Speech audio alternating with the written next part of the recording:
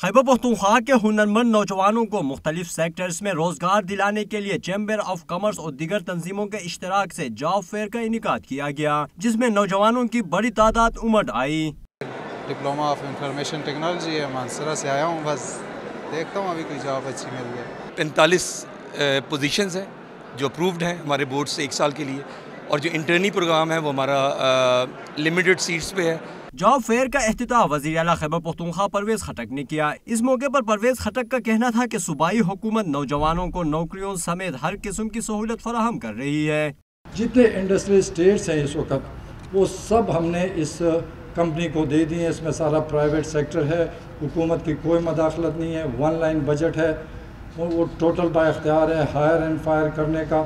Job fair کے منتظمین کا کہنا تھا کہ نوجوانوں کو روزگار دینے کے لیے یہ پہلی کاوش ہے، مستقبل میں بھی اس قسم کی تقریبات منعقد کی جائیں گی۔ 100 کے قریب یہاں پہ سٹالز ہیں ڈیفرنٹ انڈسٹریز کی، انہوں نے یہاں سے بچوں کو چوز بھی کرنا ہے، ان کی سی ویز بھی لینی ہے، ہم ان بچوں کو ہیلپ آؤٹ بھی کریں گے اپنا جابز کے لیے۔ پشاور میں ہونے والے جاب فیئر میں 8000 سے زائد بے روزگار نوجوانوں نے اپنے نام رجسٹر کیے، 50 سے زائد کمپنیوں نے اپنی اسٹالز لگائے اور اس موقع پر ہی امیدواروں سے انٹرویو بھی لیے گئے۔ کیمرہ مین عمران حسن کے ساتھ سراج الدین ڈون نیوز، پشاور۔